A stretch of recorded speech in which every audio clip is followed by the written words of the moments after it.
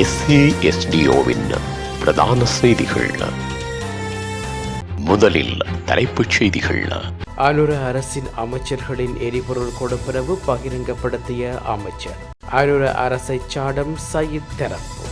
இந்த வருடத்தில் 3,40,000 பேருக்கு வெளிநாட்டில் வேலை வாய்ப்பு. கடமை நேரத்தில் போதையில் உறங்கிய போலீசாருக்கு நேர்ந்த கதை. உருகி வழியும் கார்கள் மீண்டும் பற்றி எரியும் லாஸ் ஏஞ்சலஸ். தெற்காசிய மாஸ்டர் மெய் வல்லுநர் போட்டியில் சாதனை படைத்த அகில திருநாயகி. தொடர்பன விரிவான செய்திகள். தாயக செய்திகள். முந்தைய அரசாங்கத்தின் சுற்றறிக்கையில் குறிப்பிட்டு உள்ளபடி அரசாங்க அமைச்சர்கள் மற்றும் பிரதி அமைச்சர்கள் நாடாளுமன்ற சிறப்புரிமைகளை பயன்படுத்துவதாக வெளியான செய்திகளை பொது பாதுகாப்பு அமைச்சர் ஆனந்த் விஜயபால மறுத்ததுடன் அத்துடன் அமைச்சர்களுக்காக மேலும் பல சலுகைகள் குறைக்கப்பட்டுள்ளதாக தெளிவுபடுத்தியுள்ளார். நேற்று நாடாளுமன்றத்தில் உரையாற்றிய அமைச்சர் விஜயபால முந்தைய அரசாங்கத்தின் கீழ் 3 வாகனங்களுக்கு வழங்கப்பட்ட 2,250 லிட்டர் எரிபொருள் கொடுப்பனவு தற்போதைய அரசாங்கத்தால் 900 லிட்டராக குறைக்கப்பட்டுள்ளதாக தெரிவித்துள்ளார். முன்னாள் ஜனாதிபதி ரணில் விக்ரமசிங்கவிற்கும் 50க்கும் மேற்பட்ட ஆலோசகர்கள் இருந்ததாகவும் தற்போதைய அரசாங்கம் 2 ஆலோசகர்களை மட்டுமே நியமித்துள்ளதாகவும் அவர் மேலும் குறிப்பிட்டுள்ளார். முன்னாள் அரசாங்கத்தால் வெளியிடப்பட்ட சுற்றறிக்கையின்படி தற்போதைய அரசாங்கத்தின் எந்த அமைச்சரோ அல்லது பிரதி அமைச்சரோ சலுகைகளை பெறவில்லை என்றும் அமைச்சர் ஆனந்த் விஜயபால மீண்டும் வலியுறுத்தியுள்ளார். எதிர்க்கட்சி நாடாளுமன்ற உறுப்பினர் DV சாணக்கியாவின் கேள்விக்கு பதிலளிக்கும் விதமாக இந்த கருத்துக்களை அவர் தெரிவித்துள்ளார்.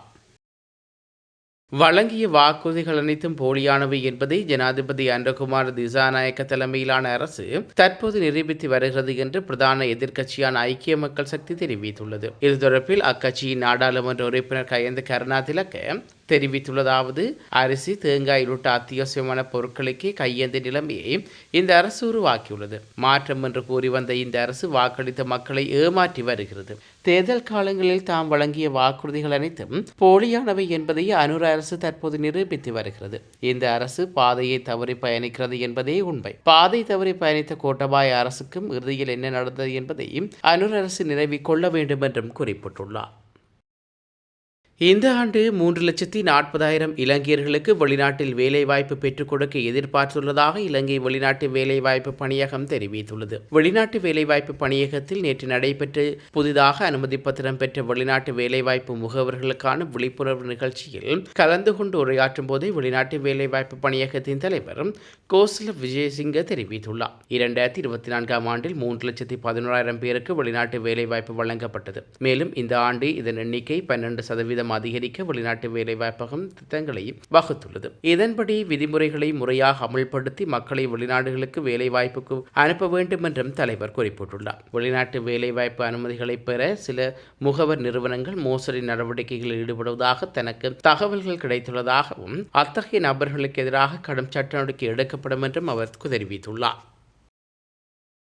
பணி நேரத்தில் சீருடையில் இருந்த அதிகாரிகள் குழு ஒன்று மதுபோதையில் ஒழுங்கற்ற முறையில் உறங்கும் வகையில் வெளியான காணொலி குறித்து போலீசார் விசாரணைகளை ஆரம்பித்துள்ளதாக தெரிவித்துள்ளனர். இச்சம்பவம் குறித்து பதில் போலீஸ் மா அதிபருக்கு தெரிவிக்கப்பட்டுள்ளதாக போலீஸ் ஊடக பேச்சாளர் SSP புத்திக மனதுங்க குறிப்பிட்டுள்ளார். இந்நிலையில் அதிகாரிகளின் நடத்தை குறித்து அந்தந்த பிரிவுகளில் உள்ள மூத்த அதிகாரிகளுக்கு பதில் போலீஸ் மா அதிபர் தனது அதிருப்தியை வெளியிட்டுள்ளார். அதேவேளை இந்த விடய தொடர்பில் போலீஸ் சிறப்பு புலனாய்வு பிரிவு விசாரணைகளை தொடங்கியுள்ளதாக தெரிவிக்கப்பட்டுள்ளது. அத்துடன் இதுபோன்ற தவறான நடத்தைக்கு காரணமானவர்கள் மீது கடுமையான ஒழுக்காற்று நடவடிக்கைகள் எடுக்கப்படும் என்று போலீஸ் ஊடக பேச்சாளர் மேலும் குறிப்பிட்டுள்ளார். உலகச் செய்திகள். அமெரிக்காவின் லாஸ் ஏஞ்சலஸ் நகரில் மீண்டும் காட்டு தீ பரவி வருவதாக சர்வதேச ஊடகங்கள் செய்தி வெளியிட்டுள்ளன. தீ வேகமாக பரவுவதால் 36,000 பேர் பாதுகாப்பாக வெளியேற உத்தரவு பிறப்பிக்கப்பட்டுள்ளது. காற்று பலமாக வீசுவதால் அந்த பகுதிகள் முழுவதும் அடர்த்தியான புகையும் தணலும் நிரம்பியுள்ளது. இது மேலும் பரவக்கூடும் என்றும் அஞ்சப்படுகிறது. அமெரிக்காவின் கலிபோர்னியா மாநிலத்தில் லாஸ் ஏஞ்சலஸ் நகரில் சில நாட்களுக்கு முன்னர் காட்டு தீ ஏற்பட்டது. தற்போது மீண்டும் லாஸ் ஏஞ்சலஸ் நகருக்கு வடக்கே காட்டு தீ பரவ தொடங்கியுள்ளது. இதனால் பல்லாயிரக்கணக்கான மக்கள் மக்கள் தங்கள் வீடுகளில் காலி செய்ய வேண்டிய கட்டாயம் ஏற்பட்டுள்ளது. சில மணி நேரத்தில் 8000 ஏக்கருக்கு அதிகமான பரப்பளவுக்கும் தீ வேகமாக பரவியுள்ளது. காட்டுத்தீ பரவ தொடங்கியதால் 31,000 பேரை வெளியேற உத்தரவு பிறப்பிக்கப்பட்டுள்ளது. வீடு தீயில் கருகாமல் இருக்க வேண்டுமே என்ற கவலையுடன் மக்கள் அங்கிருந்து வெளியேற தயாராகுவதாக சர்வதேச ஊடகங்கள் செய்தி வெளியிட்டுள்ளன. இந்நிலையில் தீயை கட்டுப்படுத்தும் பணியில் நீர்த்தேரை தெளிக்கும் முழங்கு வானொலிகளும் விமானங்களும் பயன்படுத்தப்பட்டு வருகின்றமை குறிப்பிடத்தக்கது. விளையாட்டுச் செய்திகள். இந்திய அசாம் மாநிலத்தில் நடைபெற்ற 2025 ஆண்டில் சர்வதேச தெற்காசிய மெய்வல்லுநர் போட்டியில் இலங்கை சார்பில் பங்கேற்க திருமதி அகில திருநாயகி அவர்கள் 4 பதக்கங்களை வென்று சாதனை படைத்துள்ளார். இவர் முல்லைத்தீவு முள்ளியவளை மண்ணிசையைச் சேர்ந்த ஓய்வு பெற்ற சிறைச்சாலை உத்தியோகத்தர் ஆவார். 10,000 மீட்டர் ஓட்டத்தில் 1ஆம் இடமும் 3000 மீட்டர் வேகநடையில் 2ஆம் இடமும் 1500 மீட்டர் ஓட்டப் போட்டியில் 2ஆம் இடமும் 5000 மீட்டர் ஓட்டப் போட்டியில் 2ஆம் இடத்தையும் பெற்று சாதனை படைத்துள்ளார். மீண்டும் தலைப்புச் செய்திகள். அனுர அரசின் அமைச்சர்களின் எரிபொருள் கொடுப்பனவு பகிரங்கப்படுத்திய அமைச்சர். அனுர அரசை சாடும் சயித் தரப்பு. இந்த வருடத்தில் 3,40,000 பேருக்கு வெளிநாட்டில் வேலை வாய்ப்பு. கடமை நேரத்தில் போதையில் உறங்கிய போலீசாருக்கு நேர்ந்த கதை. உருகி வழியும் கார்கள் மீண்டும் பற்றி எரியும் லாஸ் ஏஞ்சலஸ்.